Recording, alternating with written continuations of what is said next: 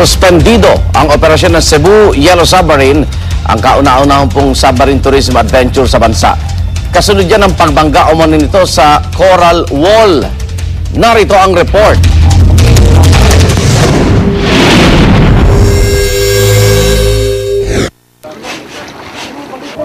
Isang buwan lang matapos ilunsad sa Cebu City, nasangkot na agad sa kontrobersya ang kauna-unahang submarine tourism adventure sa bansa. Sa kuwang ito kasi ng technical diver na si Toyoda Satoshi. Makikita ang pagtama raw ng submarine sa coral formation na sinundan ng pagkalat ng animoy alikabok.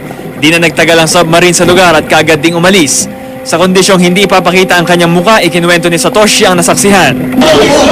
Just passing the screen in front of my video, something like this. That's it.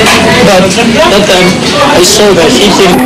Sa inspeksyon ng Lapu-Lapu City Divers sa Task Force Kalikasan, nakita nilang may pinsala nga ang coral wall na posibleng umanundulot ng isang malaking bagay. Nahit yun siya og rigid object na ako kay ang force nga makabaliki at makakuan dili lang sikad sa diver kuno dahil mas stronger nga force. Dahil dito, pinasuspinde ng lokal na pamahalaan ng Lapu-Lapu City ang operasyon ng submarine. Kaya sa undang ang operation until nga makapakita siya proof nga nag-try imuod ra ka na di na gila mahitabo ang pagpanggaot sa mga coral aso, no?